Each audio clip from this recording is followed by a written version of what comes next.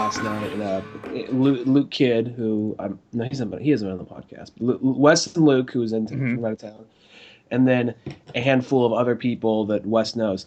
And at some point, we go to this bar called the Knock Knock, like in on Broadway Street. Knock knock. Fuck.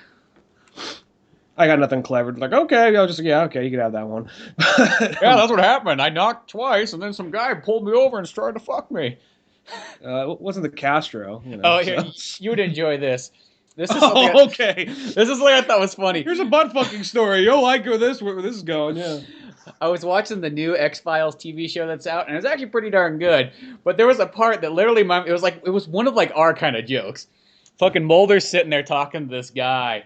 And they're at this bar, and he's trying to figure out how this, like, or not murder, but like how this guy died. This guy was like his buddy on his phone that he called up. And he's all, hey, can we go somewhere more private to talk about it? I was like, oh, okay, yeah. And we were just sitting there going like, yeah, he's going to take him back there and fuck him. And they go walk backwards or back out, and they go through this door, and next thing you know, the guy's on the ground trying to blow Mulder. And it's like, oh my God, he was doing that. What? And Mulder's like, whoa, I just want to talk. Fuck, jeez. And then it cuts back to them. They're sitting at the bar, like, talking, like, nothing's wrong, Whatever, the guy just tried to blow me in the back, but... Well, I guess it's Netflix, you can get away with that. I just think of, like, oh, yeah. I think it's on Fox. Oh, they did that really on... I thought that was like a Netflix thing now. They did that on Fox? Yeah. Well, I mean, I watched it on Hulu, but it's got the Fox 40 thing when you watch it. I guess, you get Gotham, which is a Batman show. You get a lady prying her eyeball out with a spoon, I guess. I mean, this one really was... Next logical step is just having, like, someone blow Mulder in the back alley. Yes, some guy. It was just so funny because it was like, that was like the joke that you were going to crack, and then it fucking happens. You're like, oh, whoa, what the fuck? But yeah, back to Knock Knock Bang Bang or wherever you were at. So the bar is called Knock Knock. It's a pretty cool bar. Anyway, we were kind of there for a while. We just went around Chinatown for a little bit, then went back to this place, and just kind of a chill night, just kind of going around a few spots, just drinking. At some point, though, like, we were all going to leave, but everybody, I never really thought this would happen, and I feel like a little weird admitting this. I'm not sure if it was like what kind of match it was exactly, but it was a tennis match between America and Germany. I think it was Sienna Williams was the one going against the girl representing Germany. I'm not gonna lie, I never gave a single ounce of a fuck about tennis. But when you're like many other sports, but like when you're like a good kind of like when you're like already kind of hammered, and they're just like, USA! Like, that kind of kicks in. And then you start getting all fucking patriotic. Yeah. So, like, in the game... Are you taking it personal? Like, you're fucking sitting there on the sidelines with her? And it's like... she's gonna come back, and you're gonna have a towel ready and everything. Fucking pat her on the back. Yeah. It's like one of those things, like, it's like 2 o'clock in the morning watching this fucking tennis game, because it's live in Australia. So, you're just like, yeah, go USA! And she ends up, like, losing, but, like, she was kind of the underdog, though, because she's like a Williams sister, so she is kind of like the girl. The Germany was kind of the underdog in this case, so it's like, okay, good for you. In the middle of it, like, no, that's not what America wins. That's what America does. But then, like, when she actually lost, no, it's okay. She did pretty good. It was a pretty intense game, Well, it's just always kind of funny how those sort of happen. And I think also at bars, too, it's just like there comes that point where whatever seems to be on TV doesn't really matter. It's at that time that everybody's going to get super involved with whatever the fuck that is. Exactly. I mean, I never really cared for watching any form of tennis, but unless I was playing Mario Tennis, because basically when Mario's not fucking in it, I don't care. Basically, Mario Tennis is basically just playing Pong with Mario characters at the end of the day. That's all it really is. It's fun, though. It's the saving grace is that you got Mario and stuff there. Because that's what I realized when I was playing that game. Just like, okay, it's a little bit more, when playing a video game of tennis, it's a little bit more of like, all right, it's a stricter version of Pong, and only there's like, it can go like a little bit more forward the other side of the court. You know what I mean? Yeah, exactly. I mean, that's the way to look at it. But it's kind of fun. There's a lot of things like that. It's like, I don't really care about it, but if you slap something over it that I do like, then it's like, yeah, sure, I'll be there. But I'm not going to start watching the games or keeping up with it. But it was one of those things I don't remember how many I had, but I'm not. I feel like I'm turning into like a belligerent fuck on this show. Before I used to be like, "Hey guys, how's it going?" And then as the Hey years guys, have gone this on, is Brian Dunigan. Fuck you and fuck your dog. Okay. here I am coming in, just being kind of like, "Man, I'm hungover. You spilt tea on yourself. Yeah, you don't get burnt on beer." I feel like I'm just becoming I that got guy. burnt on hot tea. Fucking pussy. Drink this alcohol like a man. But I brewed it myself. With tea, that is. Well, hello and welcome to the Old Man Orange podcast. I'm Spencer Scott Holmes. No, I'm Ryan Dunningham. But, no, yeah, it's just been like one of those kind of moments. Actually, did you happen to watch The Legends of Tomorrow? No, I wanted to see it. It kind of slid by me. I'm gonna check it out though. You know, that one is, we've said it before where it's like, they almost have too much like superhero stuff on TV. Like, who the hell has time to keep up with it? But this is one of those kind of shows. Like, I checked out the first one. It's like an hour and a half long or something like that. It's like 2 episodes in one. And it's pretty darn cool. And I think it's the kind of thing, is I will say this, they take a bunch of side characters that, in general, sometimes that's always kind of either cool or you go, do I really care? But the thing is they take a lot of the characters that are actually some of my favorite ones from both Arrow and Flash. Like, Captain Cold, my favorite character on Flash. Mm-hmm. And I'm always like, he's only in maybe 6 or so episodes in the last, season and a half, I guess you could say, if that even. But that guy is so good, such a good actor, really brings all the charisma to that character, and it's already a character I like so much in the comics. He brings it to life. So I'm glad to see him in there. And then to top it off, you got Heatwave, which is he's more like he's like a bonus package. You know what I mean? Like, if he wasn't in there, you probably wouldn't care. But since he's just kind of there, it's like, oh yeah, sure. You just kind of get the idiot kind of blue collar guy that cracks jokes every once in a while. That's fine. Captain Cold, I kind of get. Heatwave seems like here's my thing. It's cool that there's. Just seems like he's like one of those guys like, yo, I'm going anywhere he's going. Well, it's some. I mean, well, they don't even really get along that well in the comics. I think it's more of just like the fire and ice kind of thing. I mean, they work together here and there, but they're not really. I mean, they're the rogues. The rogues always kind of work together, but it's not like the kind of like, oh, Heatwave and Heatwave and Colt, at least from the comics I've read. It's just like, oh yeah, they're there at the same time. It's not like they're like, Batman and Robin. But like Heatwave is like, I don't know. He's like, oh, to me, he's always one of those characters like, oh yeah, he's there, Yeah, no, he's literally just a bonus character. But the other character that I really like a lot is, Brandon Roos Adam. Mm-hmm. Like, that in itself is like, oh, cool. Like, yeah, give him more fucking screen time. Because that was kind of like, it's like he's there in Arrow, but you're like, why are they not utilizing him like more often? It's like, why hold back on this character? So it's cool to see him do that. And then also the girl that played the Black Canary first, like, that one's really cool too anyway. So, like, why not have her be on there too? Mm-hmm. And then they got some of the other characters too. They got what's that guy from Flash? Where it's the old man and the black guy that fused together. Firestorm. Yeah, Firestorm. But that's one of those characters where it's like I feel like the old man's there just to kind of round it off, so it seems like you got some elderliness to it. And once again, great actor and stuff, so on. And then you got Hot Girl and Hawkman, which is really sweet. But just I think that combo of that team, it worked out really well. And that you watch that first episode.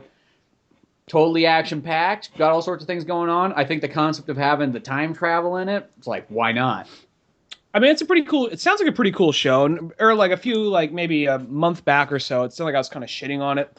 I'm down for, I'm sure it'd be a decent show. Just one of those things, there's so many superhero things going on at once. It's kind of hard to keep up with it all. But that one, the more I hear about it, the more it sounds pretty cool. I still am kind of like, look, don't get me wrong, I love Captain Cold.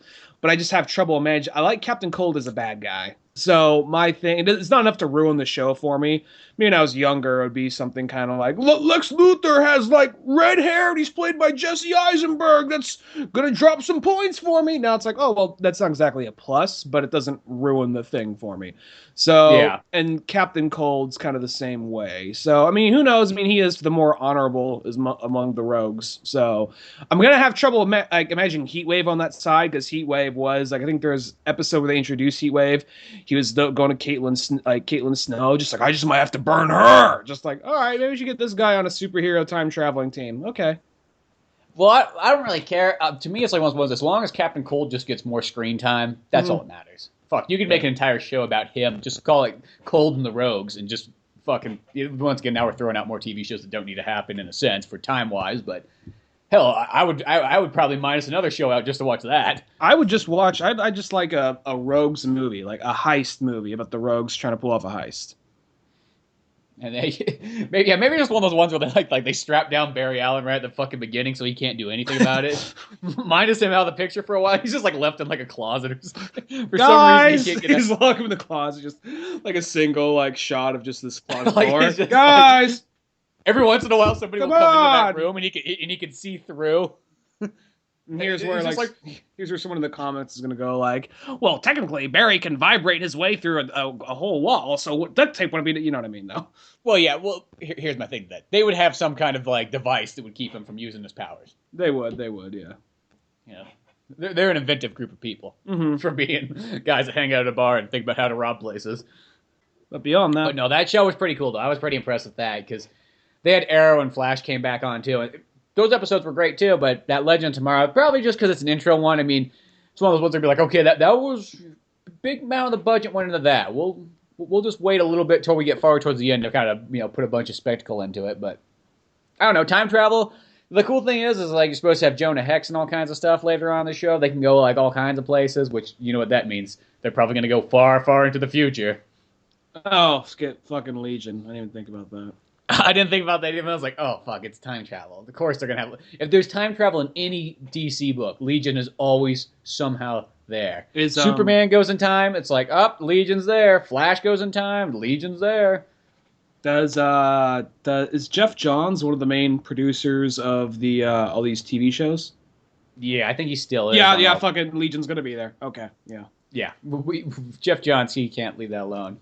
No, he can't. He's a good writer, but fuck the Legion. I have zero fuck. I mean, I'm saying that, but chances are, if DC said like next movie, Legion of Superheroes, just like, here's my $8. Okay. You know, you don't know any better. Yeah. Every once in a while, I've seen a couple. Like I think there's been a couple like episodes maybe where they had Legion in it, and you're like, okay, well that was probably the way to do a Legion one. That wasn't so bad. But then sometimes it's just in the comic books. It's just whenever they appear, you can have a great story, and then they appear all of a sudden, and then it's kind of like, if I was buying this in single issues, this might have been the point where I stopped. Well, Legion to me, it's one of those things where, okay, it takes place so far into the future that nearly everything I recognize it as the DC universe isn't there. I mean, yeah, you might have Superboy, but beyond that, everybody else is like, there's no Batman, there's no Robin, there's no Flash, there's no, or if there is a Flash, he looks so super different, So it's one of those things where it's kind of like, I just don't really recognize it as much as DC Comics. And then on top of that, it's so far in the future, involves a bunch of space shit. And, DC already involves space shit, but I mean, lots and lots of space shit. Like we got to go battle the Galactic Nebulon back in Sector 45 of the Bathysphere like system or whatever. You know what I mean? Just this weird, that kind of shit that you feel like, oh, this is what people like always give comic book shit for. So yeah, science fiction. There's always just that. There's that element where things go almost a little too fantasy or a little too sci-fi. To the point where I always feel it's literally the alienating section where it's kind of like, okay, there's a certain group of people that like this, but it's kind of like, you can almost say like Lord of the Rings is kind of cool, but then when you start getting into like Dungeons and Dragons, and you're like, well, okay, you're going a little bit too far here. Now, I'm not saying anything against anybody that likes that stuff, but you know what I mean, though. No, I know what you mean. I actually played a little bit of a Dungeons and Dragons campaign with my friend TJ and Cheo and Blake. They actually invited me one time. I never played Dungeons and Dragons. They invited me. Just due to like maybe I just did really bad. No, it was all out of kind of like comedy and fun. Like my character was they were all like walking me through it. My character was a character named Stumpy the Hobo Strangler. Mm-hmm. He was an orc whose father was the greatest. It was an orc whose father was the greatest like arm wrestler in the whole land. But he made a bet with a hobo, lost to the hobo, so he's banished to the glory hole of that of that tavern until he's like that hobo was killed. So now Stumpy the Hobo Strangler is going out there on this quest to strangle any hobo he can. So yeah, and he has the voice of Jason Statham. It's like I can always see it's like I could see how it could be fun. Like I'm not saying anything against it. I know that's like one of those ones if you probably sat down and played it. It probably is. I always just feel like I look at those kind of things and I go, where does that take you in life? Like, what is the next stepping stone from that? Playing a fucking video game. No, I do see it because like video games, you can kind of go somewhere. You know what I mean? Because could go, okay, well, yeah, now I can get a job playing video games. I can get a job writing video games. I can take that into movies or anything else like that. Well, I'm not saying that like there's not skills that will translate into something else, but like I Storytelling. just yeah, I guess that's what it is. I guess you got storytelling. So if you were like a fantasy writer or anything like that, but it sounds weird. Like I look at it almost like the same way I look at people that watch sports, where it's just kind of like, where does that take you? I Here's mean, the thing. I'm not saying I'm like one of these huge, like, I mean, I was invited. I'm not gonna by any means start my own campaign. I went Mhm. to them. It was fun. A couple of times I did it. You know, I see the appeal of it. It's basically kind of like, you know, we weren't sitting there around like in fucking, you know, with like four cats and you know what I mean. We were just all like half naked. yeah, yeah. There was like, you know, there was like five or six of us just playing this game. We were all trying to have fun with it and make it kind of like a funny situation. And like there's math. I guess if you want to get on a real technical aspect, there's a lot of mathematics in it. Now, mathematics is by no means a strong suit of mine, but I can see, you know, all right, well, you know, it kind of sharpens your mind a little bit there. And then there's the whole storytelling aspect, and you're just trying, you know, kind of like an RPG. It's kind of the same thing, kind of trying to be strategic with it. My thing with sports, it's not even so much that I fucking hate sports. It's more of like it's not even so much like people like have the whole like, you know, like, oh, I love sports. I love sports. I didn't got a problem with that. It's Mhm. more of like, I guess when they have that attitude to the level of kind of like being able to name off every player when they're always interchanging and always, you know, getting traded off or whatever, and knowing that player's stats.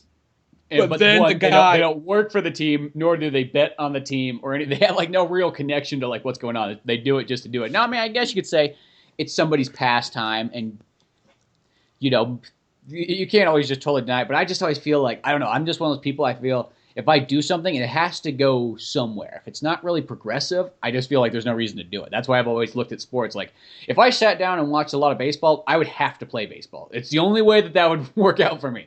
Just by my nature, if I do too much of one thing, next I have to do it. no, I get you. No, what I'm And I know saying I though couldn't is do like, baseball. well, what I'm saying is, it's like not even kind of like, I'm not even trying to so much defend it. I'm more trying to say like, you know, it's kind of like it's just whatever. You know, to them, it's I guess no real different than kind of like watching a movie to an extent.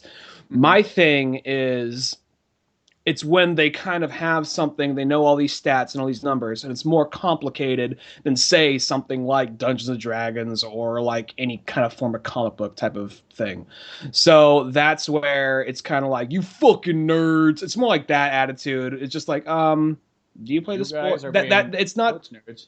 yeah, yeah, it's not so much of like, oh, you like sports, fuck you. It's more like, oh, you like all this stuff and you keep up with all these particular. I mean, you don't even got to be into comics. I'm just saying in the stance of like people who know like all the players and all like their plays and all their stats, and that's somehow less nerdy than, you know, like in comic books. You know what I mean?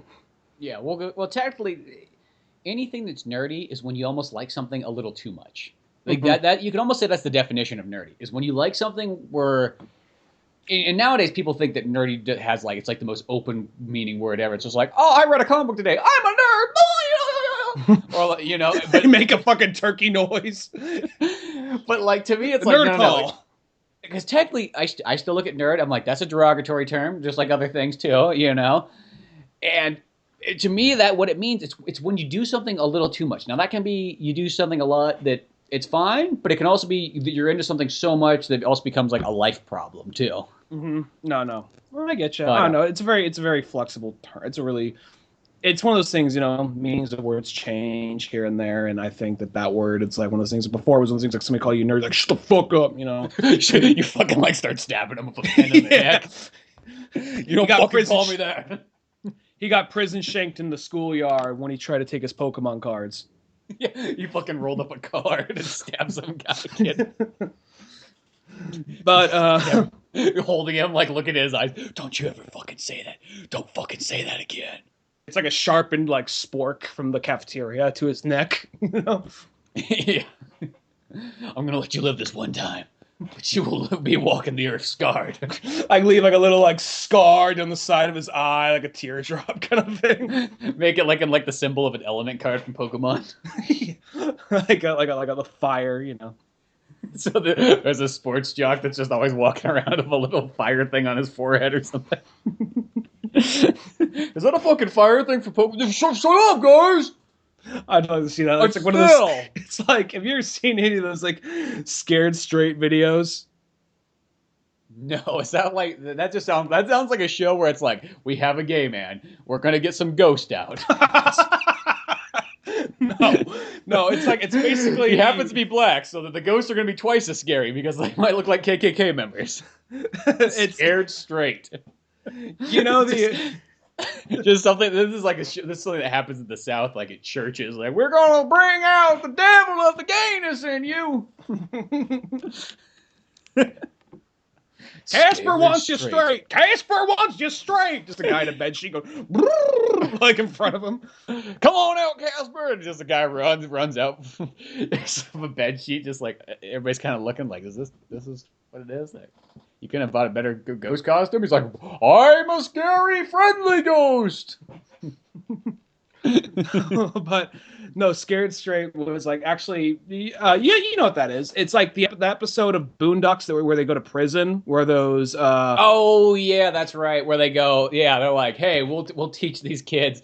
You know, we'll just send them into prison, and then hopefully they won't be back here when they're older. There's a series of that of like back in the 90s, and there's one where it was like uncensored, unbleeped, and you know there's this one guy just this total like thugged out, like going up to like some kid, we're in a fucking bowl cut of all things, a bowl cut, just like a blonde kid, like a scrawny little blonde kid, a bowl cut, like, guess what, man, you're my fucking bitch, he like pulls out like his fucking pocket, you hold my pocket, you walk behind me, you step 2 steps behind me, you keep your fucking head down, you're my fucking bitch. She keeps walking, keep up, bitch, where you go, motherfucker. You know, how old was the kid? The kid's like fucking 8 or 9.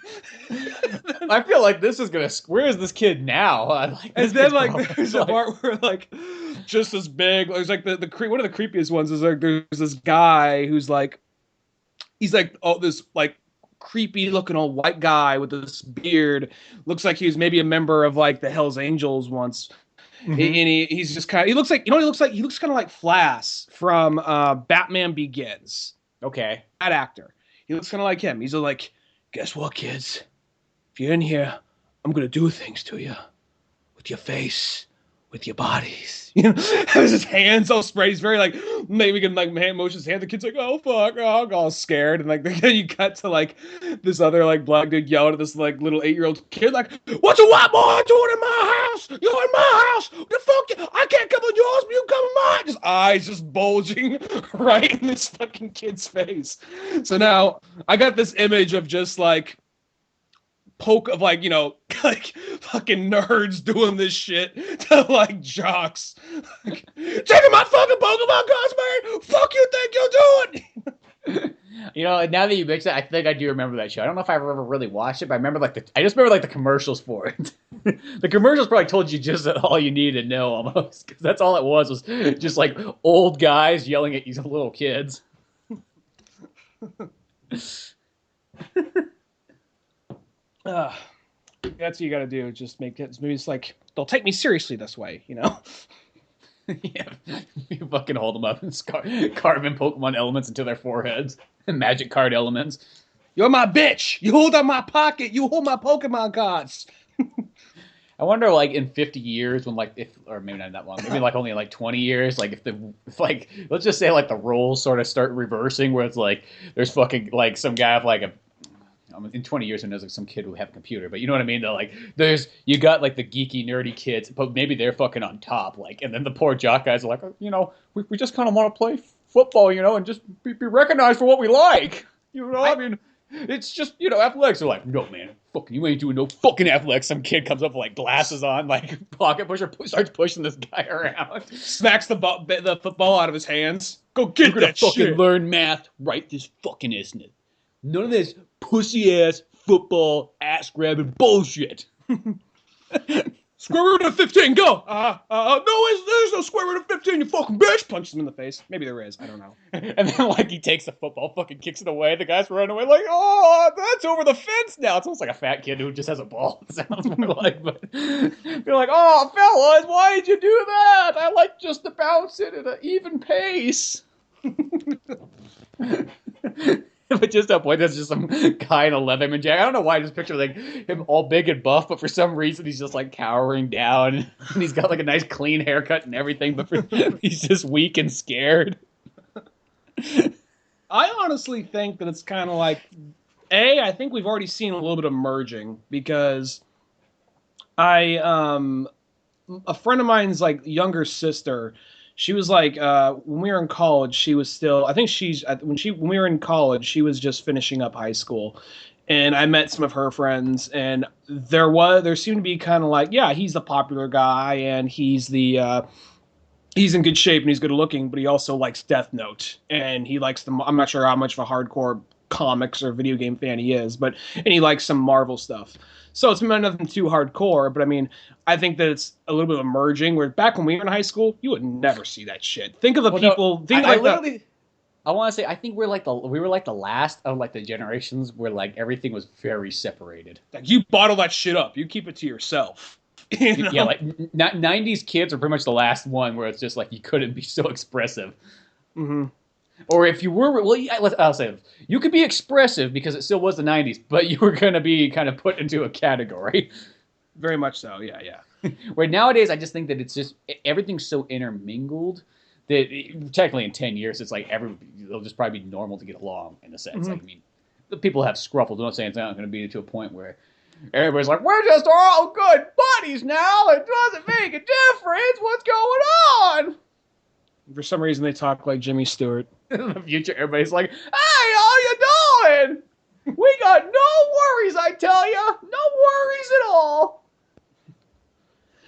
There's one example. I think that some people, we actually, like in our generation, they actually were into some of that stuff. It was more of just kind of like I said earlier, they kind of bottled it up. Like, I was talking to one friend of mine, and she actually said like, oh yeah, I was always kind of into anime and all that, but I always just was afraid to get judged. So like, I would like watch it when I got home. I'd be watching like Dragon Ball Z or whatever when I got home from school, but then I would then I'd hear my dad's pickup roll up, and I'd be like, oh fuck. I'd switch it, yeah. I just like, I'd always change it or switch it at the last minute. Now I'm like, I don't care. I watch Bleach. I'm not really into Bleach or Naruto or nothing like that. But she's like, yeah, I watch that show all the time. I like this. I watch Let's Plays.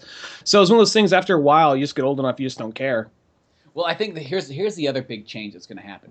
Is once again with the 90s generation, is you had the judging at the school, but it was really, I think it still came from like the older generation that put those like fears onto you. And that's why there's a lot of people out there that I think would actually really enjoy. They wanted to enjoy comics. They wanted to enjoy video games. They wanted to be expressive and be creative. But society and the older generation told them no, and their parents would be like, no, you don't fucking do that. You don't hang out with that Dunigan kid. You don't do this. You don't do that. He's a bad fucking influence on you. Yeah, I can think of probably at least one or two friends, dads, who were kind of like that. Where I wasn't like blatantly, just kind of like, hey guys, want to go watch some anime? Like right in front of the dad or nothing like that. But the dad looked at you like if there was you standing there, or there was some kid smoking a crack pipe, he'd be like, go hang out with the kid smoking the crack pipe. He looks safe. Yeah. That Dunigan kid, I don't know about him.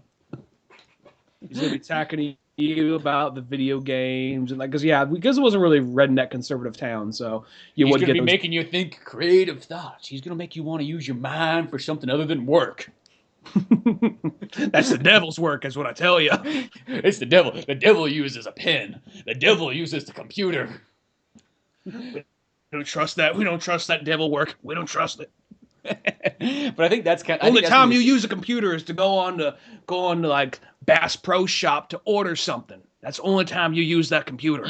And you only order it to order something that you can kill with. If you can't kill an animal with a gun, a bow, or a fishing pole, it ain't worth it. Yes, Paul. Okay, Pa, I guess I'll go drive my ATV and be fine. I won't be talking to the Dunigan out there again. I know he's a bad influence, and I will punish myself later. Also, like butter. They just think like redneck butters. they just peer out the window, like I'm like hiding behind a tree, peeking around the corner, wearing like a Fucking Cowboy Bebop waving a t-shirt, lightsaber. with a lightsaber in my hand, Cowboy Bebop t-shirt, and then like a fucking like backpack full of like comics sticking out of the back. And you fucking jump on a magic carpet and fly away. You're like, what the Why a fuck? magic carpet? I don't know. It still comes from a cartoon world. Okay, that works. He likes that But- Disney shit too. Ugh. It's the girl stuff. But no, I think that like this is the other thing too. Is like I think that parents will start eventually be to a point where they're like, no, dude, you want to fucking like enjoy Legend of Zelda? Hell yeah, play fucking Legend of Zelda. Play it all goddamn day long. I think it'll be to that point because like there'll be this generation. People will be like, I was not allowed to do this, this, and that. I want to make sure that you are not like forced into those kind of societies. Which I don't know. That could turn out to be also really bad. Maybe like a life lesson learned. Like, oh, maybe we shouldn't just let them do whatever they want to do because that doesn't work for every single kid.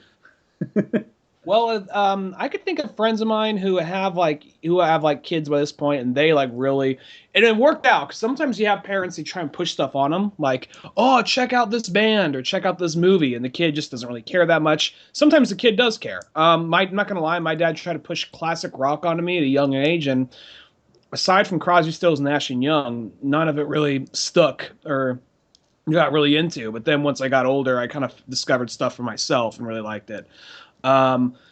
But I could think of some friends though who I think that in some cases it's almost going to be kind of like, oh yeah, dad's really into like comics and video games, and I'm kind of tired of it. It's not really for me, so I'm just going to go watch ESPN, or it's like yeah, because sometimes it's either goes one of two ways. Either somebody's totally into the same things, or they go the exact opposite way, and next thing you know, it's like, yeah, we might have this like another like generation of people that like go like fuck comics and fuck movies.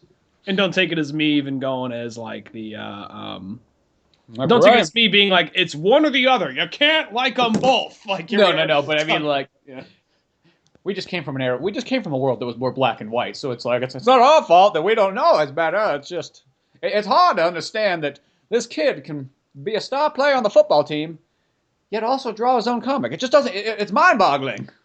And I support that. That'd be pretty cool. No, yeah. That is called progressive.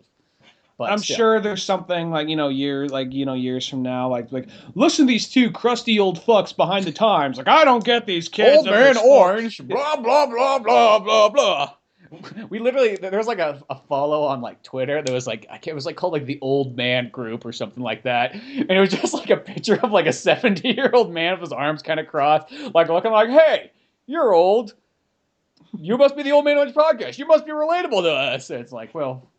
Our old is like a younger version name. of old. Yeah, it's just the name. It just sounds. Why is it called Old Man Orange? It was just like the name. I don't know. We like Clockwork Orange, and we put old school and Neil Young's Old Man all together. It just kind of seemed to happen that way.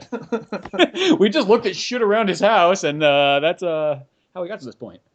Stared at my DVD rack and a Neil Young poster. Oh, okay, we'll get that. Yeah, it made decisions for us. Yeah, there you go. But no, it is like sometimes I kind of go like, well, no, we've kind of evolved into our name because we do kind of go like we kind of look at like being the old man at a young age.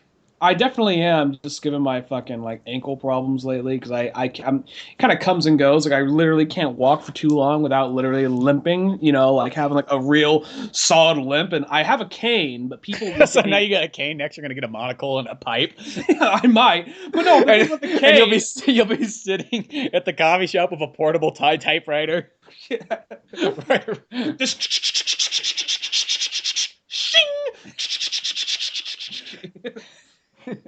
Like, is that guy's trying to be a hipster? No, that guy's just really old at a young age. He's grandpa boy. Grandpa boy. No, that's what I felt like for the last couple of weeks. I was like, man, my chest just feels sore. I'm like, maybe it's just my abs are sore. And so I was like, okay. My abs are sore from doing so many sit-ups. I'm so old. I can only do like 800 sit-ups back when I can do 700. It just sounds like some bro thing. Like, yo, my abs must be sore. But like, no, I couldn't figure it out because like, one, I wasn't really doing like ab exercises anyways. I was just doing like, pull-ups and push-ups and squats and all kinds of stuff like that. But so I was like, okay, I'll take like 4 days. I'll take a couple, or I didn't say 4 days. I was like, I'll take a couple days off. And by about day 2, I was like, okay, just about all soreness mostly goes away by at least this point. But then I'll wait one more day. So I go about day 3. I'm like, it's still fucking sore. And then it's like I realized later, it's like, through doing some tests and whatnot, or not tests, but just like look it up online. And then I asked Laura too, since she's a massage therapist. I was like, okay, check this out. Like, feel me up here. What's going on? And next thing you know, it's like, oh, you got a fucking rib out of the place. I was like, oh, can I still work out with that? And then I just looked online. I was like, oh, I can fix this with yoga? Perfect. I don't need to go to a chiropractor or anything? Good. I'm saving myself $40 or $50, whatever it's going to cost. So you're taking yoga classes, or are you just looking like a No, God, tutorials no. online? I already know how to do yoga. I watched a handful of Rodney Yee videos back in the day. He taught me everything. If I'm going to learn yoga, it's going to be from an Asian guy. There you go. Want one of those white woman like yoga classes. Name white folk woman classes. I don't know what it is. It's kind of like, it's like martial arts too. It just feels weird if you're learning it from like a white guy. Not saying that a white guy cannot be the total master of it. I have nothing against that, but it just feels like you want authenticity. If a white guy's going to teach you, he better teach you something like guile moves or fucking boxing or something. Like, I don't know. I just have a hard time. If a white guy was teaching you Hadoken, you'd be like, well, unless it was Ken, but he's half Japanese, so it's different. What if it was like, I'm thinking back on all my martial arts teachers who were usually white, and like I never walked away learning the Sonic Boom or nothing, so I'm feeling a little ripped off. Yeah, like what the fuck? I thought you were gonna teach me Sonic Boom. Come on, Guile. Yeah. But yeah, it's just maybe at least Psycho Crusher. I don't know. Yeah, exactly. All the white Street Fighter characters. The white man in Thailand. Yeah. When I was a kid, I could never figure that out. I'm like, that's his level, Thailand? And, like, it just did not make any sense to me. That's just his base of operation. Yeah, I mean, you kind of put that together, but it was just one of those ones like, really? Well, speaking of which, I know that you got one of these games. Like, PlayStation had a big fat, like, PSN indie sale or whatever, like, I guess last week or so, or the week before even. And they had a bunch of sweet titles on there. And the kind of thing about indie games, that's mostly, I kind of wait till they're sort of on sale, because you really cannot tell anything about them. Every once in a while, there's been some of those games, like Shovel Knight. I paid full price for that. Worth more than full price. It's like, that game's worth $30. But then there's some of those other ones, you get them, and you'll play, and you feel bad, because you'll get them, and you'll play them for, like, maybe, like, 5 minutes. And then you'll be like, not good. But somebody fucking worked 5 years on, so you feel like almost a dick. Yeah. I'm like, fuck you. I gave money. Like, I felt like I'm handing out charity here, I gave that bum $2. I didn't have to buy him a fucking sandwich. That's good. Well, I hope I gave the guy across the street like $1, so why should I have to give you $1? Yeah, but because that I will say, like, I do think that nowadays almost some of the best games do actually come from some of those indie developers. Even though now I look at the credits on some of those indie games, and I almost want to go, that's not a fucking indie game. If you have, like, over 50 plus people working on your game, I almost feel like it's not an indie game anymore. Some of those games, like, I feel like they have just as long a credits as, like, a Halo game, just about. But, nonetheless, though, the upside of it is they feel like they're making some games out there that at least old school gamers like us really want, but none of the companies, like, seem to want to make them at all. Mm-hmm. Like, there was a game I got on there for sale. It was called Skullgirls, and it's something I've always heard of. But, once again, you look at the price. It was like, they wanted, like, the regular price was like $25. It's kind of like, fuck you. Like, unless it's a physical copy, I'm not paying $25 for a digital download, which, once again, makes you seem kind of cheap, because these guys probably spent 5+ years working on it. They're only asking for a little bit of money. But that game, I was like, you play it up, and it's like, dude, this is like the fucking Capcom fighter that you want, but they're not making. It plays almost like a mix, to me, what it feels like, in between, like, Darkstalkers and Marvel vs. Capcom 2. I thought Guilty Gear X also. Yeah, actually, I would say that too. Because did you get that one at all? Here's the thing. I, like a dumbass, like, I'm like inept when it comes to, like, technology and this kind of stuff. I saw the game on there, and I'm like, okay, got like, oh, play now, all right, whatever, stream, okay, PlayStation Now, okay, whatever. I thought PlayStation Now or whatever was their premium thing, not the case. That's like their streaming. Yeah. And I didn't, and like, it gave me a bunch of games to play, but my Wi-Fi isn't strong enough to handle the streaming. So I'd play a game for like 20 minutes, then it would start to glitch out and not do a whole lot. So I did play that game a couple of rounds and I really liked it. So I had it for 7 days and then I canceled it like right at the last minute. You know what I mean? Before they charged me. I had a 7-day trial. So I just stopped it so I don't have to get charged like $20 for a month for something that doesn't really even work that well. So and that's not them, it's just my shitty Wi-Fi. Fast internet, like that PlayStation streaming just still doesn't work. Like, really? People that have really fast internet, they're like, yeah, I've tried out a game and it kind of glitched out, and he's like, I canceled my free month or free week or whatever it was. Yeah, I canceled it like I would be getting charged today, but I just canceled it the last minute. Just like, yeah, I'm not gonna. There's no sense in me having because I literally have to turn everything off, like my computer off. And I usually don't have my computer on when I'm playing video games anyway, but my computer off, turn off my cell phone, make sure I'm the only one home, and then hope that like, okay, I got 3 bars. That should get enough to get by. Not exactly make it run smooth. So then I'm just like, nah, fuck this. I'm just yeah. Yeah, But it's too now much. go ahead.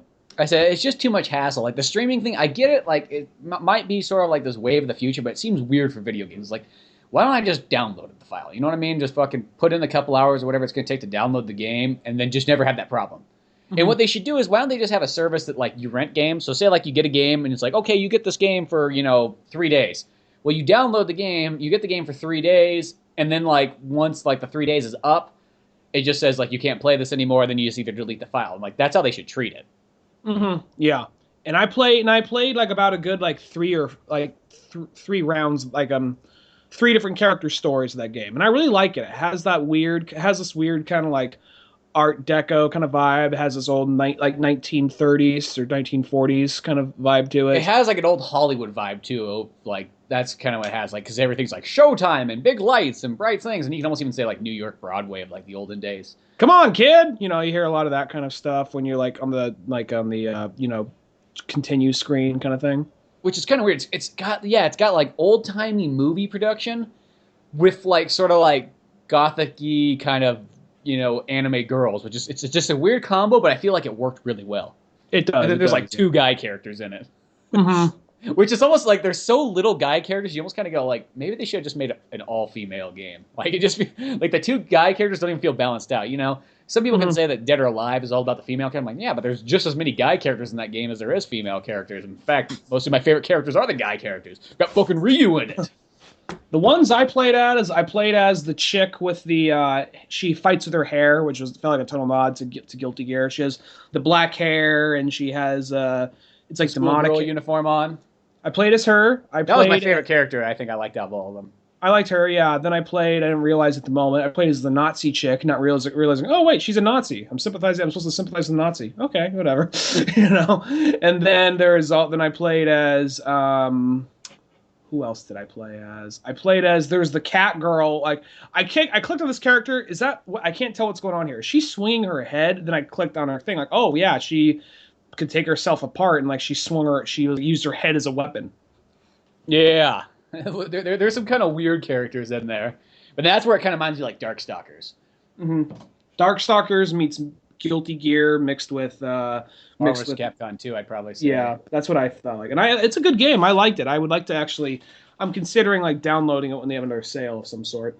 Yeah, like I will say, playing that game, it is pretty cool. If I did even pay $25 for it, that would have been one of the few games I'd be like, oh, okay, it was good enough.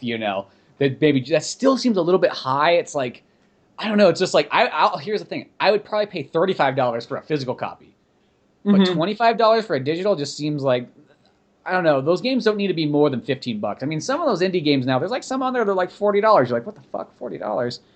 But here, the cool thing about that sale though is that kind of introduces a bunch of these games that really get no press. I mean, all these games that we'll probably be talking about have been out for a while, but where do you don't really read about them. Yeah, there might be an article online, maybe in a specialty magazine might come out, or so on. But they're not going to get fucking commercials. They're not going to be sponsored or anything like that. So unless you're in the know or somebody tells you about them, you almost kind of find these gems. Sort of, I always feel like 6 months to a couple of years later, and that's not a bad thing. But I just feel like if we don't find them right away, and if other people I know don't find these games right away, probably a bunch of other people don't either.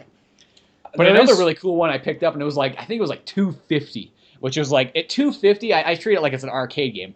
You've played some arcade games out there that you put in like $1 or $2 and said, well, that fucking was dumb. Yeah. Right? So I go like, fuck, for $2.50, I can download a game, and if I think it's dumb in like 5 minutes, I don't feel like I wasted any money. I felt like I kind of did I consider that like my donations of, I donate to a small company, hopefully help them out. Even though this game does not seem actually that small. it looks actually like it has probably a big cast of people onto it. But nevertheless, it was a pretty sweet one. Was the Dust game? 'Cause didn't you get that one? I have that game. Yeah, I bought that. I told you to check that game out. I'm kind of stuck on a part right now, but that's a pretty fun game. Well, because right when you told me to check it out, I was like, oh, dude, I just fucking downloaded that one. Like, but I haven't played it yet. Because it was like, yeah, it was $250. And it's like, oh, okay, sweet. I took one look at like kind of like the graphics and everything. I'm like, oh, I like this. Like the animation in it just is really cool. That's like almost what sold it to me. It just looked fluid. Everything kind of like, even though it's cell shaded, it had almost like a hand drawn feel to it. But I like it because it's my favorite style of game, which is the Metroidvania. And you're going around. You got villages to talk to. They got almost a little bit too much talking, like kind of like an anime. It sounds weird. What the game almost reminds me of, like story-wise, I don't know if you kind of felt this. It has a mix of like, yes, it feels like an anime, but what it also really reminds me a lot of is it almost reminds me of like a Disney show that would have came out in like the late 80s, early 90s, like around the Tailspin, DuckTales era. I think that's what they're going for because all the characters kind of have like a cross between like this anime look and this Disney animal. I'm sorry, there's still my words there. Has this look of kind of like anime as well as kind of like Disney animal. Kind of like it looks kind of like something like a cast from like a goofy movie. Not goofy, but like those kind of the background characters of that kind of. Yeah, exactly. That's just sort of what it had that feel to it. And plus, they're all like mainly like rabbit characters, so I felt like I was playing some spin-off of Spunkles the Rabbit. But that one is pretty darn cool. Like I'm actually pretty impressed with it. I actually got kind of far, and I got like 40% into the game or so. I feel like it's probably like a 10-hour game by the time you're done. Probably you could extend it out to maybe 15 hours if you wanted to find all the little stuff into it. But it's pretty neat. Some of the voices in it are kind of like the main characters are kind of fine, but some of the other ones are kind of like, well, that's like. If we ever thought that some of our accents might not be all the way there, that's okay, though, because if, like, some of those ones there, it's like, yeah, that's literally like, hey, Bob, you think you could do a French accent? Yeah. Oh, well, I could try. Well, try's all we need.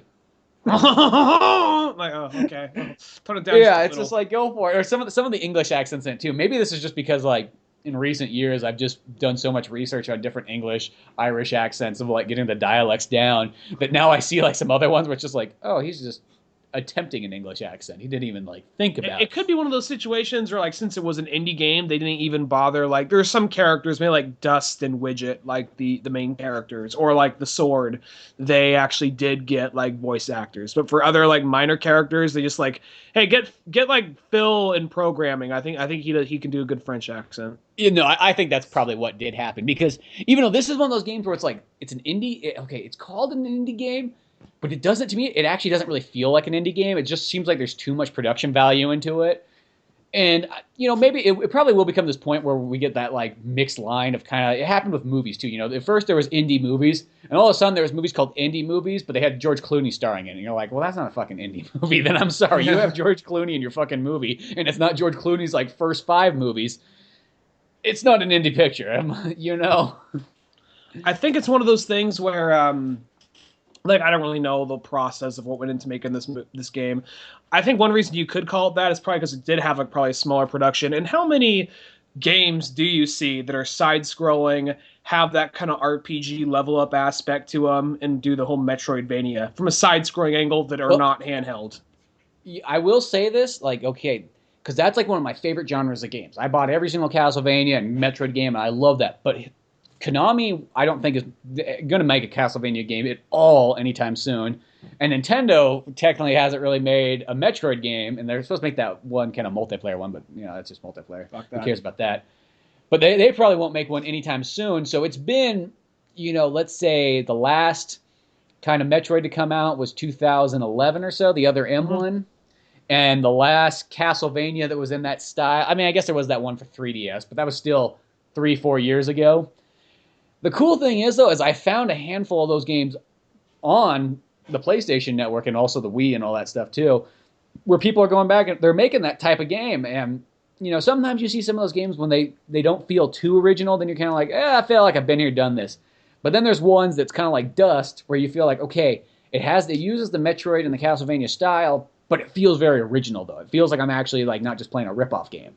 Another one that was like that, too, was the Guacamelee one. It was literally, it's like, oh, dude, you're playing in the Metroid Castlevania style, but it's got this huge Mexican theme to it, Day of the Dead stuff.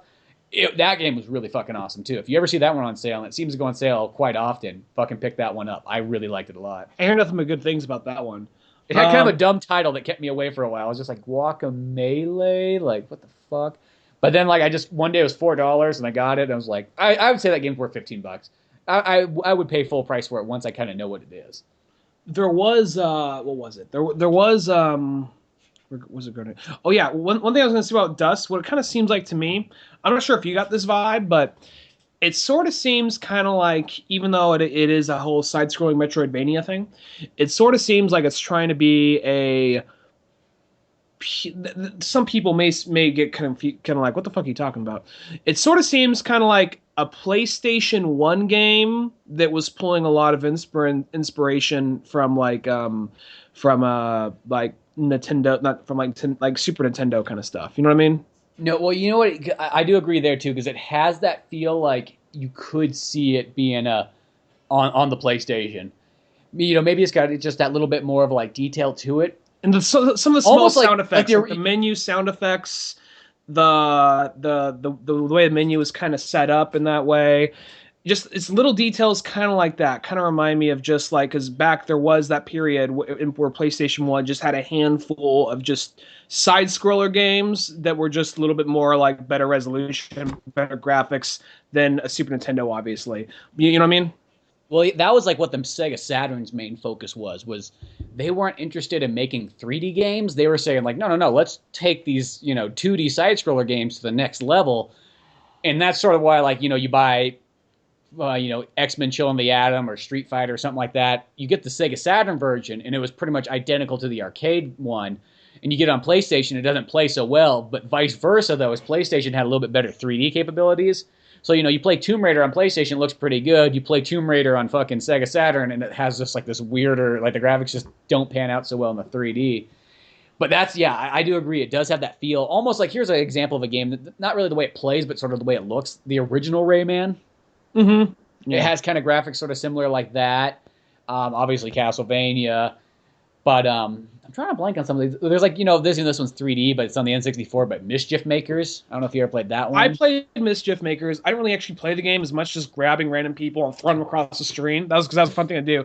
You could just pick someone up. Like, oh, hey, what's going on? Just pick someone up. Just chuck them, And then there's a part where like, oh, the character's dead. We're all sad. Just like, I know, I am sad too. Get the fuck over here and just start chucking them around. And they like bounce all over the fucking screen too. We're going to take a quick break, but now a word from our buddies at... My name is Joseph Crane, and I am humanity's last historian. I broadcast from my own personal quarters in my rolling home. If you're hearing this, then I succeeded.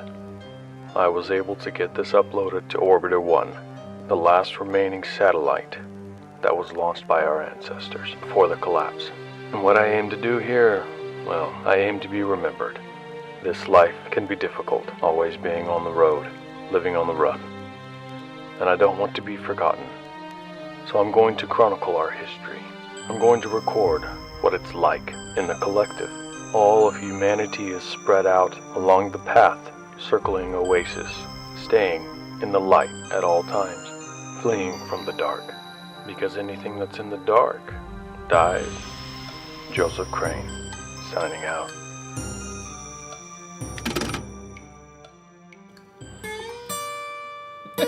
You're literally a Mischief Maker. Yeah. But, yeah, good.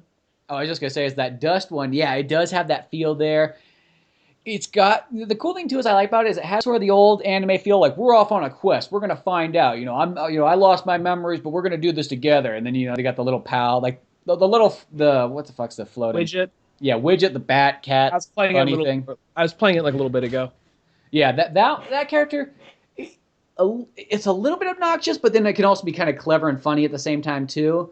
Sometimes, like some of those kind of games, like a lot of people always want voiceovers in video games. I'm kind of weird where like I'm totally fine if that game didn't have voiceovers and just had the old-fashioned Nintendo, like when they talk like and you just sat there and read it. Mm-hmm. I'd be totally fine with that. I know people look at that for some reason as like, oh, they just like cheapened out and couldn't get fucking voice acting in there.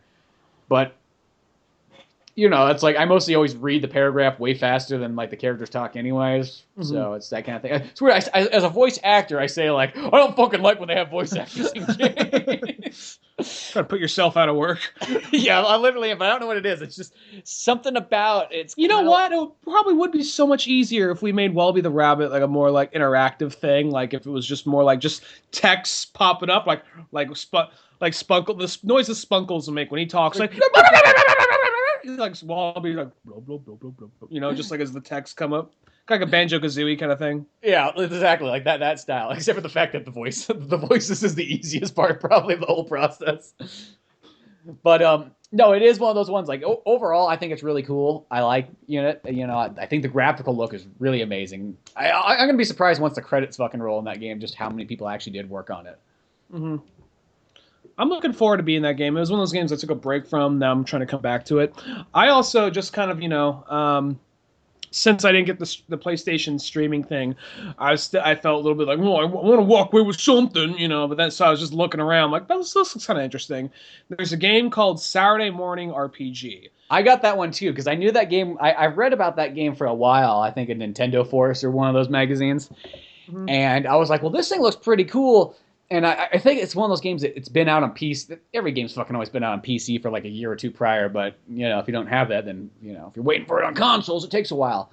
But they had that one. And the main selling for me was that they had Vince DiCola and one of the other guys doing the music. I'm like, oh, fucking Transformers and Rocky, sign me up. I'll pay $10 for that game just for that. And then I got that game, and I played about an hour and a half into it or so. And what'd you think? Well, I didn't play nearly an hour and a half. I got it yesterday, and I played it for about probably 20 minutes, then I had to go. Here's the thing. I feel like a dick, because I know it's an independent game, and I know some people worked really hard on this thing. My thing is, maybe it could get a lot better as it goes on. I like the fact that it's a turn-based RPG, and kind of has that Paper Mario RPG kind of element, where the time-based, like the combat's fine. I think that when you play an RPG, though, you kind of want to play it for like the story or the vibe. Now, the fact that it's kind of pulling all these like late 80s, early 90s nostalgia type stuff, I think that's cool. But I don't think it's really clever with it in any ways. It just sort of seems kind of like, remember this shit? Where I think one of the best examples, now this thing totally runs on nostalgia, but I think it still stands on its own as a fantastic story as well as a fantastic like video game spinoff. Scott Pilgrim. Scott Pilgrim is just jam-packed with, like, predominantly 90s stuff, a little bit of late 80s, but predominantly 90s, like, nostalgia and video games and anime and cartoons, and then, you know, with some obscure band references. But I think it stands well on its own as a good story. This thing, now, it could get better. I've only played it for the first 20 or 30 minutes, and I am going to finish it. But it really feels a lot like, remember this shit? That's all we really got. We remember it. We're asking you if you remember it. Well, I don't know. Like, okay, now this game, okay, if Dust to me doesn't feel like an indie game, this game to me like reminds me exactly like an indie game. It fucking reminds me like this. I don't want to put people down, but like, if we just said like, hey, let's make a fucking Wallaby and Spunkles the Rabbit fucking video game. Like, okay, we know a bit of, we know animation and we can figure out the programming part of a game. They have fucking software and shit out there like that. I feel like that game is like what would happen if we sat down and fucking made a video game. You know, it would be playable, it would be decent, but it'd be kind of like that game. As I said, I put about an hour and a half into it, and I'm like, where the fuck am I doing in this game? Like, all I'm doing is walking through fucking, you know, this hellhole area and battling people that look like they kind of came from either G.I. Joe or they came from, you know, He-Man or something like that. But I can't, like, I don't even know where this is progressing. It's like, okay, obviously you're looking for your girlfriend, but it just feels like, is there like no towns? Is there no what? And as I said, I played it for a bit, and I just got a point where it's like, okay, it's the same thing over and over and over again. You know, where is this exactly going? Really wants to know, too. Yeah. But, okay, it's like, and the weird thing, too, is like, okay, Vince DiCola, like, does that guy fucking have nothing going on? Is he fucking there, one of those guys sitting by the phone, like, I hope Stallone calls me for that Creed movie. Like, what the fuck is going on? Like, because that game, it's like one of those ones, like, that had to be the most expensive thing in the entire game was fucking Vince DiCola. Because I've played a lot of those, like, kind of retro-inspired games. So you can almost even say that, like, I know it's probably not the first one, But Scott Pilgrim, to me, it sort of reminds me of like the beginning of like that whole like run of like, hey, let's go back to these retro style games and make them real sweet and cool. I mean, I know there was a little bit ones beforehand that people were kind of making and kind of you could play them on emulators and so on like that. But that to me kind of felt like the start where you started seeing them on consoles and everything like that. And since then I played a lot of really sweet ones. Like Retro City Rampage, that one's really cool. I talked to the guy that made that. What I like about that game is it's really one guy made that entire game. He worked on it for like 7 years. I remember like reading about it like the whole time. Was you talk to him on Twitter? Yeah, I talked to him on Twitter. Awesome. And because I just remember I just always kept reading about this game that took forever. But it was one man doing it. I think he had in the end there was like a couple extra people that threw in some extra music. And somebody else that might have thrown in, I don't know, maybe a little bit extra work. But in general, it's just him. So it's like that to me is really cool. That's like the fucking writer, director, producer of like a movie in a sense. Like I like seeing that where it's like, oh yeah, they did it all themselves. And then there was other ones too, like Hotline Miami. Like that one, I think it's mainly like 5 guys and maybe a couple extra here and there. Or I technically say I think it's 2 main guys and then a couple like outside maybe contractors and a couple people to do music and so on. God, you're popular today. I know, that thing keeps going fucking off. Fucking Shoryuken's all left and right. But going back to, okay, you got this fucking Saturday morning RPG, which, once again, the concept sounds cool. I mean, they got the title, it looks like fucking G.I. Joe, and it's about maybe like, hey, 80s, 90s. I'm like, okay, cool with that. And then you got Vince DiCola, which is like, that to me made it feel like, oh, they got some fucking money going into this shit. It's not just, anything, You see some of those games that are made on PSN, and you just watch it for a second, you're like, yeah, that just looks like somebody's first game. Now, I mean, granted, it's great that they actually got it on there. That is cool. And anybody who wants to put money down for them, hopefully, that might support an okay game to turn into a really sweet game for their next game, So I'm not denying that. But the Saturday morning RPG, I mean, I only paid $10 for it. It only just kind of came out, so like whatever. Yeah. But yeah, as I said, like, the RPG element, it's not bad, but it's not really amazing. It's, you kind of have these kind of cool moves, which is kind of like, oh, okay, you throw a laser disc. I'm like, well, that's kind of cool. That's reminiscent of like Revolution X with Aerosmith, And then it's like, okay, you got the Michael Jackson glove. Okay, that paralyzes enemies. Like, okay, that's kind of neat. Then they got the one thing I thought was like probably the coolest reference of all was they had the fucking zebra gum one. I was like, oh, I just forgot about that. That was just... yeah, same here. And I was like, dude, that one right there took me back. Like all of a sudden it was like flashing back, and I was seeing 1992 all over again. That one right there I was just like, oh, really? I mean, it was. I guess that's the thing about the game is it's like I said earlier. Like, I think an RPG. I think that's one of the few situations where the story really does need to matter, and not that I'm expecting any like some like great, fantastic story out of a Saturday morning RPG. I mean, I was just expecting something, I guess, a little bit more clever, or a little bit more funny, and it doesn't really seem to have that. And the gameplay itself seems to be very kind of just. Like you said, kind of aimless to a certain extent, Well, that was the thing is I just kind of felt like, oh, okay, this is the beginning of the game. You battle the final boss. You can't beat him. Okay, I've seen this before. Well, next thing you know, we'll get out of this area, and then there'll be a town to explore and all kinds of stuff. And as I said, like once again, I only put in maybe a little over an hour and a half or so. But I kind of get there, and it was just like, okay, like I just didn't feel like I was going too far. I leveled up a couple times, got some things like that, but Capcom's going to sue us. I know, for fucking sure. Yukin's left and right. Hey, I'm selling Street Fighter V here, though I'm not going to probably buy it because Capcom fucked me on Street Fighter 4, so, Now this one, what they're probably going to do is you can probably just, like, download the individual characters rather than just have, like, release the all-new edition. Yeah, well, technically, here's the thing about Street Fighter V. I know it's getting off topic. If you buy that game, like, day one, it's probably actually worth more just to do it then than to try to wait, because I've seen sort of what these other fighting games have done in the last 2 years or 3 years or so, is that if you wait, a year going, oh, they're going to drop it in price, they never do. They just kind of hold on to them, maybe have a little bit of a sale. But I look at like that Killer Instinct game, still fucking selling the full game for $60. Game's 3+ years old since the beginning of Xbox One. Mortal Kombat 10 hasn't really dropped at all. Still to get everything's going to cost you over $60.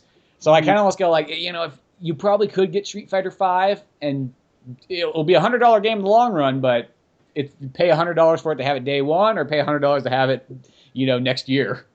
I'm going to guess they probably listened to some of the criticisms from Street Fighter 4 and improved upon it. I'm going to hope that. Yeah, but back to Saturday Morning RPG, which I don't think it has any Street Fighter references in it so far. I guess that's the one more thing for being like. I guess it's trying to focus more on television and pop culture, but maybe they are there, and I didn't realize. I mean, you got the Wizard. The Wizard is basically your Obi-Wan Kenobi. Wizard from the old Nintendo game, the old Nintendo movie. But I thought that was kind of cool. Like, they're cool references, but I guess I feel like other things have done things with these references. You know what I mean? Where this one is just like, here they are. Where I think something, say like Scott Pilgrim did something with the reference, or what's the one that's kind of a Grand Theft Auto? The Retro City Rampage. I was about to say that one had a lot of like their references were good. It's like, you know, you get in this car and it's pretty much got Doc Brown, but it's not Doc Brown, but he takes you back in time or whatever. But it worked into the story. Like, it just felt like everything was kind of natural. I mean, it was all running off those references. I mean, they even had a Joker character in it. They had, you know, other ones, you know, they'd have like this, like, hey, you remember this scene from Contra? Here it is here, you know, or this and that. And they even had jokes that played into it. So I thought it worked out well because it was sort of humor, almost like parodying like the bad stuff in video games, embracing the retroness in video games, and even just kind of pop culture as far as movies and stuff too. Where this one sort of reminds you of somebody who, I don't know, it's so weird. It reminds you of somebody who played like something like Retro City Rampage and said, that's pretty fucking cool. I think I could do that too. And then got together and just started making his own game, you know, and just said like, I really like G.I. Joe. I want him to battle G.I. Joe soldiers. And be like, and then I want the He-Man guy in there. And I really like the Wizard. The Wizard's a great fucking movie. And I don't mean to say like the guy sound like he's I don't mean to say the guy like a fucking idiot, but... But I believe this is the thought process that went into making this game. I feel bad just gonna rip it, but I paid $10. I support it. I'll play it a little bit more. I'm not like totally out of it yet. It's same here. There's some games that I have gotten. Mostly they're like the free ones. Sometimes you get on PSN where you like I literally play it and go like, yeah, I'm glad I didn't pay anything for that. You play a free game like I want my money back.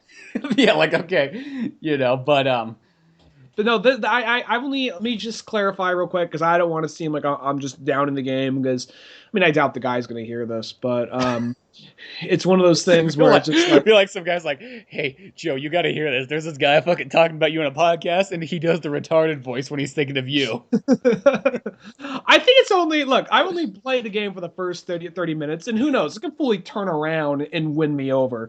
I guess I was just kind of hoping for a little more, and I you know, because the gameplay itself, it's kind of, you know, I've played this before and I was prepared for that, but I guess I was just hoping for a little bit more of like, you know, I guess when it comes to, I feel like we're at this point now where, I'm not gonna lie, I'm a nostalgist. I like a lot of nostalgia, but I feel like we're at the point where rather than using it cleverly or impactfully, we just kind of like, it's literally, we're at this point just like, hey, remember this shit? Where before I'd be like, oh yeah, I do. Now it's just like, I think I see that so much now that I don't really care as much. And so when I do see nostalgia, I'm hoping it's one of those things that kind of like, it's part of the story, or it's funny, or it's clever. Like, it's like there's a period where we talked about this in the podcast before, where I go on Facebook and I just see a picture of some miscellaneous like Nickelodeon cartoon, like Sheriff, you remember this shit? Like All Real Monsters. Not like, well, like All Real. I remember that show, but it was something more obscure that I totally forgot about. And I don't remember what it was, but it was just some really obscure Nickelodeon show. And then I was just kind of like, oh yeah, there's that. And it wasn't even kind of like, oh, you just took me back. It was like, oh yeah, there's that thing. It wasn't like the zebra gum. Yeah, like the zebra gum's an example of that. Like the zebra gum's kind of like something like, oh yeah, that. Not like even kind of like, oh, you just took me back. It's just like a, oh yeah, there's the zebra gum. Okay.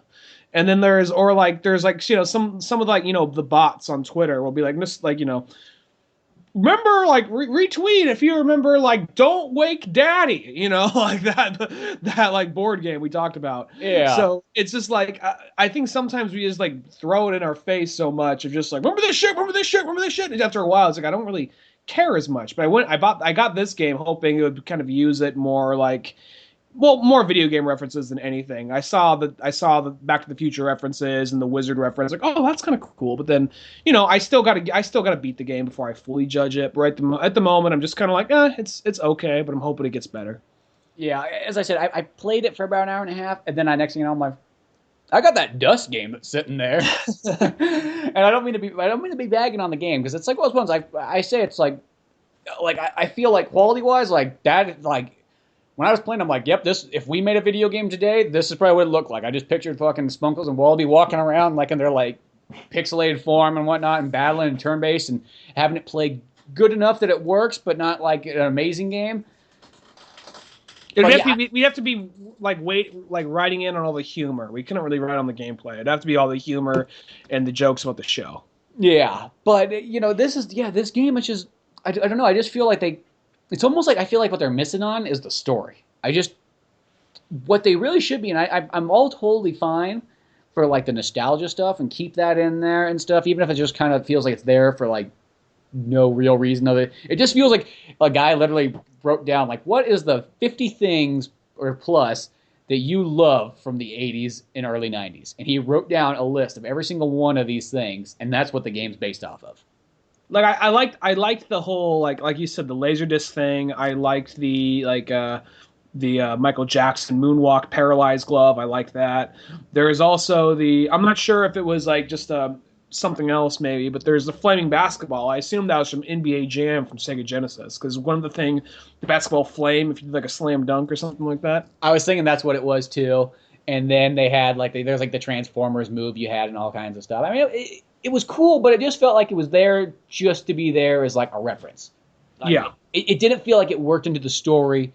And I keep going back to games like Shovel Knight and Retro City Rampage. Scott Pilgrim, that I feel like those are like three of like the greatest examples of like, okay, they're making an older game, but the games almost, what I like about those ones is they feel more like, hey, Shovel Knight feels like it's a game you could have bought on Super Nintendo in 1994. You know what I mean? It doesn't feel like it's trying to rip off anybody. It just feels like it would have just fit in so well at that time, and it's its own unique thing.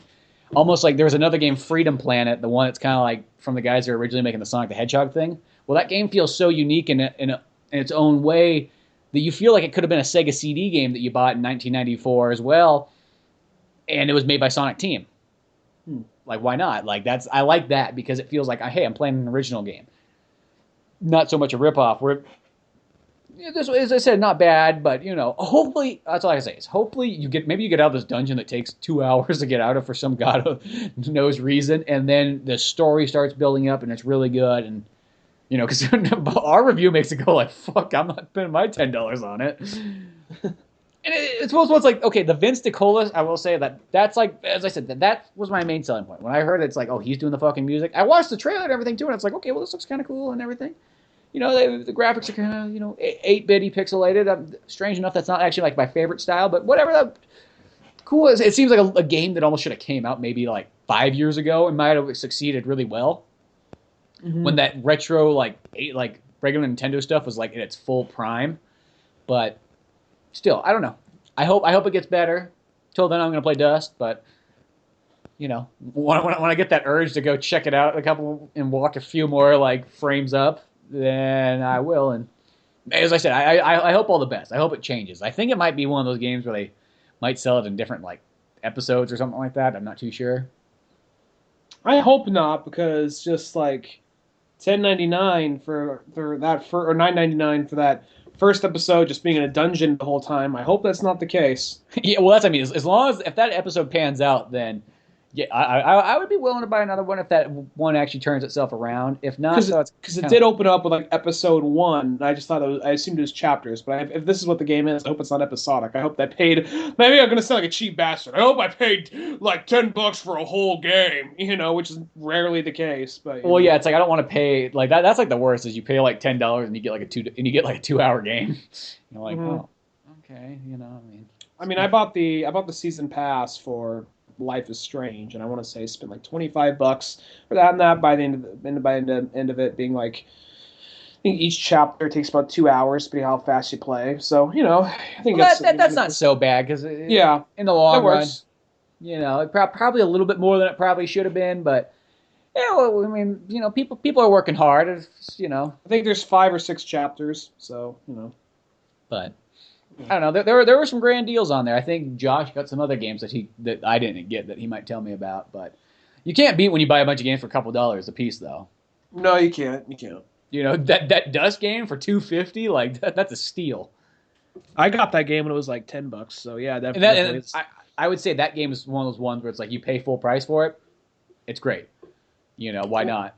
Well, I want to actually, if actually was something I want to talk about real quick. Does that cover everything you want to say about Dust and like those indie games, or is there anything else you want to say about? That's all I got. I didn't buy any other ones. I don't. No, I got one other one, but it was just okay.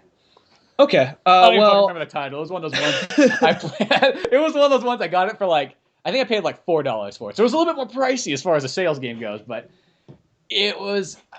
I bought it to be like cause it looked like Gauntlet, so I was like, okay, cool. Like me and Laura can play that together and whatnot. And it had kind of like a comedy aspect to it. I'm like, well, that might break it up a little bit, make it be a little bit different. And then it just had some fucking stupid elements in it. Like, okay, yeah, the regular Gauntlet, like going around hack and slash and stuff, like that was fine. But then it had this stupid fucking orb shit that like was hard to control, and you had to make this ball literally travel across the map to like light torches and to like go through things. And it was almost like a puzzle game in itself. And it's like, well, I don't fucking want to play Gauntlet for a goddamn puzzle. I want to kill and level up. And progress through the game. Like, what the hell is this crap? So, like, we literally played it for, like, we probably put, like, maybe 15 minutes into it, and it was just like, that fucking orb thing just killed it. It's funny that if that orb was not there, the game probably would have been, decent, maybe not amazing, but the orb thing, and I feel bad, because I just go, like, these guys sit there, it's the same thing when somebody watches fucking our animation, and, like, 20 seconds later, like, fuck it. dislike. Not realizing that, like, that somebody did sit there and put hours upon hours upon hours into it for you to, like, not care. So, I mean, I do feel bad, but at the same time, I'm like, well, I paid. You know what I mean? Like, I might not have beat the game, but, hey, at least they got $4 I going towards it. paid so I could shit down their throat. And talk about it to people that I don't even know.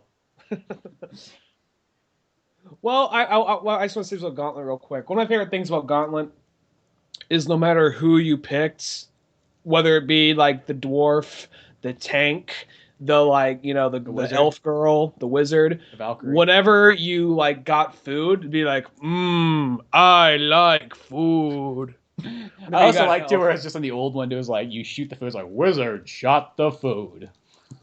Just like it wasn't anything like my favorite or chicken or something like that, or like I'd understand that for the dwarf, or like maybe the big like ogre guy or whatever, but just being kind of like being like the wizard or the elf girl, like I like food, just like I don't know, whatever reason that always made me laugh, and I just had to share that for a minute, as stupid as that is.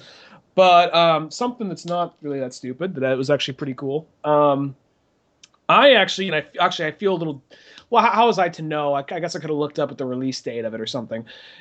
Here's just my typical luck. I'll talk about the movie itself in a minute. I went on demand and on my PlayStation and rented the movie Turbo Kid. I really wanted to see that movie. It looks pretty good. So I rented it, watched it, really enjoyed it. Oh, that was pretty good. Okay. Next day, come back home, turn on Netflix. Wasn't there the day before, but this day, it's right there on the front page of Netflix. Like, oh, okay, that figures. I pay $5.99, and the next day it appears on Netflix. That's the way it goes, of course. So, now okay. It's like those indie games. It's like you gave them $6 that they didn't have beforehand. Granted, probably 2 of it went to PlayStation, another 3 of it went to somewhere else. So they probably walked away with maybe 90 cents, but maybe those $2 or 90 cents, however much they got, will go into Turbo Kid too, because it was a good movie. Exactly. So, but your Netflix money probably didn't really. Probably they got a penny, not even that. Yeah, but anyway. So now though, since it's on Netflix, a lot of people can go check it out. It's not as like really a hard of a thing to see now. So pretty much this movie, I want to talk about this real quick. Mm-hmm. It's trying to be like one of those kind of like 80s style, like post-apocalyptic grindhouse movies. Now it's very much trying to be it has no problem letting you know it's a low budget production, and it's also in some ways kind of like a parody to an extent. Nothing to the extent of Kung Fury, but it is kind of a little like self-aware that's kind of cheesy, but it has a good way of embracing it, without being too camp. Because like even as much as I love Kung Fury, even though it's a love letter, it's first and foremost a comedy. Oh, yeah. This one... I'll tell you that really quickly. Just speaking of Kung Fury, the worst fucking game on the entire PlayStation Network is that Kung Fury one. There's a Kung Fury game on there? Well, okay, I saw it on there, and it was only like $1.99. And $1.99 does not seem like much. But I bought that game because I looked at the trailer. I was like, oh, sweet. It looks like a side-scrolling beat-em-up one or whatever. It looked like Streets of Rage or Final Fight or something like that. I was like, well, I'll get that game. And I got it, and all it is it's shaped like you're playing an arcade game, but this is how it plays. You either press left or right, and you attack in that direction. Really? And that's the entire game. It lasts all of like 40 seconds. It's like you're trying to do a combo. And I was like, it was one of the few times, like, I only paid like $2 for it. $2 is nothing. I wanted my $2 back. But that's beyond the point. Continue on. Yeah, so like no, but Kung Fury, as much as I love that, it is like very much like a self-aware parody. Like it's a love letter, but it's a parody. Yeah, it's like both. This one, it's more of like something to the lines of, I'd say, I'm not going to say it's as good as any of his movies, but something kind of like an Edgar Wright film, where, yeah, it's a parody, but it still kind of stands on its own as its own original thing, and you could view it strictly like, I mean, that's what Kung Fury is, but I mean that in the sense of like Kung Fury, it's more of like ha ha ha funny, right? Where I think that like something like Shaun of the Dead or Hot Fuzz has like, even though it is funny, the story is good enough and the characters are good enough just to enjoy it for that. You know what I'm saying? This is the difference between Kung Fury and then like the Edgar Wright stuff. Is where Kung Fury is like it's full on a comedy. It's supposed to be as over top and is almost like cheesy, but really embracing that, but still being respectful to not being like a, like a scary movie or something like that style. Where the thing that, and this is what I love about like Shaun of the Dead, because I remember when I first saw the trailers for that movie, I went like, this looks fucking stupid. Like, what the fuck is this shit? Fucking shitting on our good old Night of the Living Dead. Like, what is wrong with these people? Because the trailer, I don't think, sold it very well. It made it out like, this was a stupid comedy. Like, I literally thought I was walking into like, it was going to be like Scary Movie or something like that. And then somebody told me like, no, it's actually a really intelligent movie. And then I watch it and you go, oh, this is what makes these movies so brilliant, is they treat it like it's literally a serious movie just like Night of the Living Dead. It just happens to be about two kind of like idiot characters, I guess you could say. And same with Hot Fuzz. It's as serious as any other police officer movie. Just kind of has one more kind of idiot character guy, and that's where the comedy comes from. And I think that's the ingenious way to do it. In this movie, it's kind of like, it has that setting, and it's aware that it's a little cheesy, but at the same time, there's a certain thing about it where it's cheesy, but it takes itself a little serious at certain moments, so you know that it's kind of like, oh shit, that is kind of a serious moment, or that is kind of a sad part. You know what I mean? Kind of like how Hot Fuzz or Shaun of the Dead, you kind of do that same thing. Where I think or other movies like this would just be winking and nodding the whole time, and it's just kind of like, well, back in the 80s, because like something in the movie is all the characters ride on bicycles. There's no there's no actual cars or motorcycles. It's and how old are the characters? They range from this kid who's supposed to be like 16 or 17 all the way to like 40. So is that kind of like, is the jokes are like, our budget's so low that everybody's riding bicycles? I think it's the case, but they don't acknowledge it. You know what I mean? It's kind of like, they're almost kind of oblivious to it. So that's kind of like where the comedy sort of comes from in some aspects. But when there are some serious moments, and they're like, oh fuck, but there are moments that are so gory, it's kind of like, oh, that's kind of funny. You know, it's kind of like Friday. I think always one of the funniest parts is the guy that they fear the most that comes by is that guy is like the big black guy that's right, and he's riding a bicycle always, which always just seems like so non-threatening. And it's just my favorite part too is I love the music. It's like boom, boom, boom. Boom, boom, like whatever, like as he's he's coming because it starts to like fade in.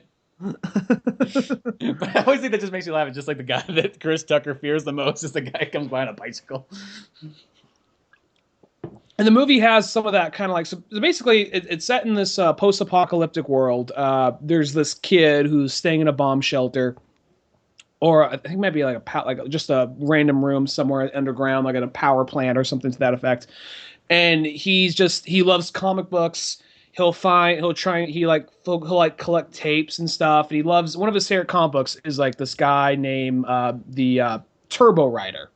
So, and he has an action figure of him, and he's just trying to survive. But if he can hoard like figures or like cassettes or something like that, he'll do it. So and there, there's of course some evil guy running the wasteland, or at least this section of the wasteland. And at some point, he ends up coming across this girl named Apple, and she's this very bubbly, very kind of super hyper, kind of like, "Hi, how you doing?" Just very like cute and kind of like bubbly.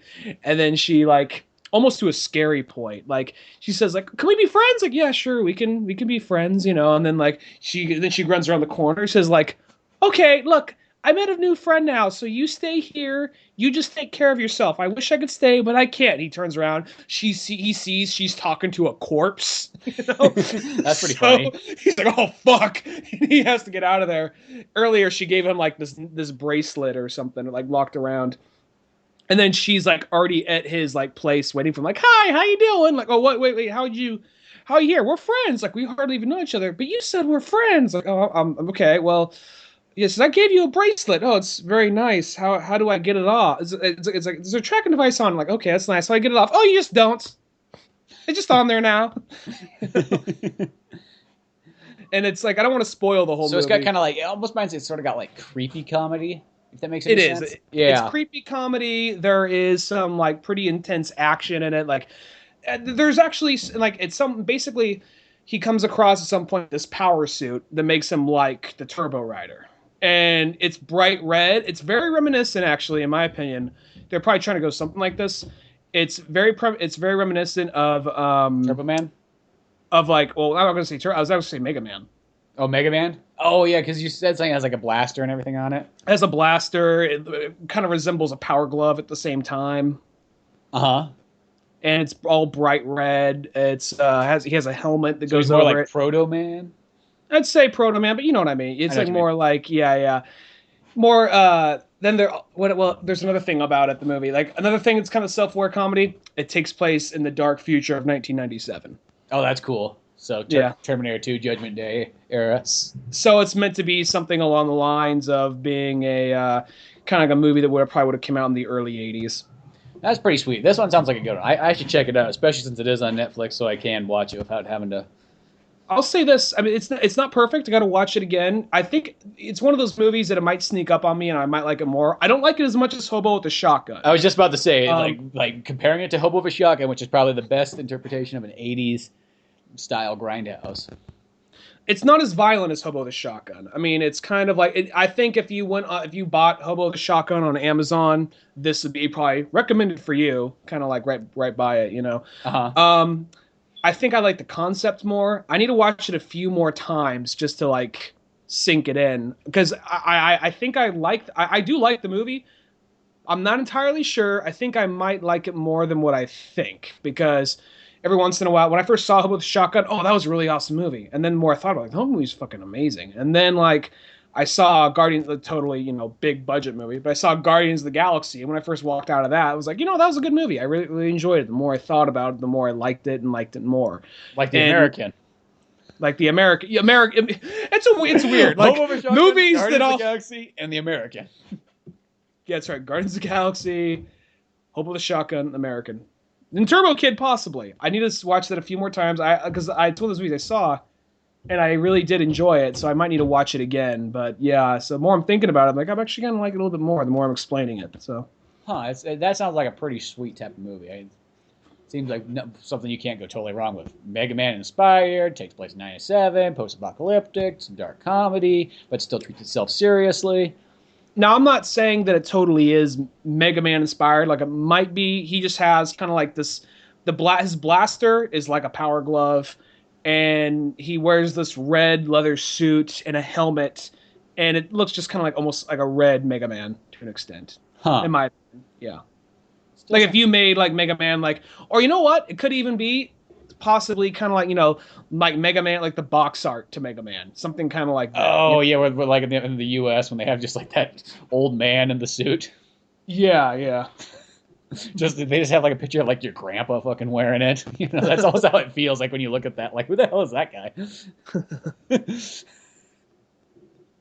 Only he's a kid. Only he's younger. It's kind of like, so if they did like box art, like here's Mega Boy or whatever, kind of like what he might look like. Yeah, that sounds like a pretty sweet one. I definitely wanted to check out. Well, that's probably a good place to start wrapping everything up at. Make sure to check out oldmanorange.com for more podcasts, cartoons, music, and more. And until then, I'm Spencer Scott Holmes. I'm Ryan Dunigan. And we will see you some other time. Later, folks.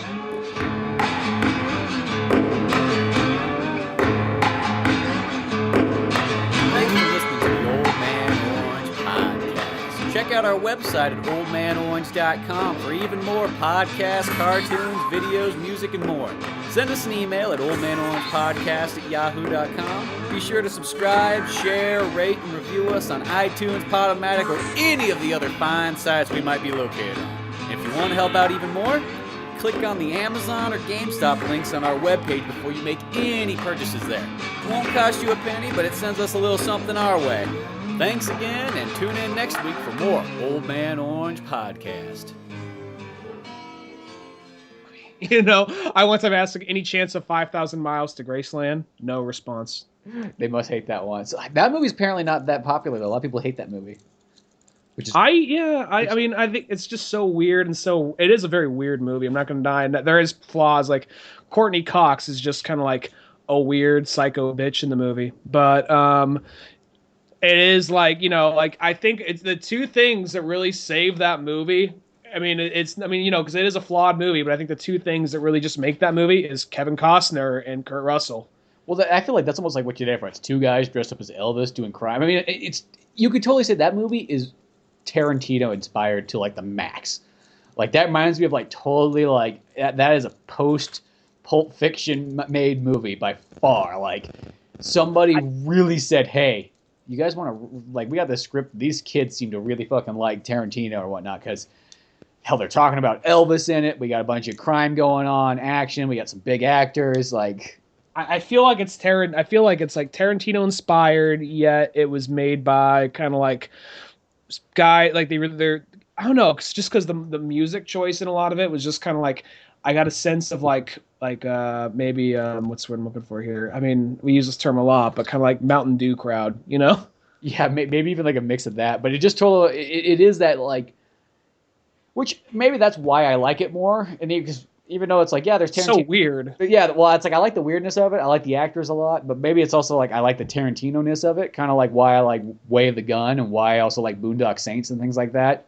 It's like, you know, nothing wrong with that. It's just more movies that you weren't going to get anyways.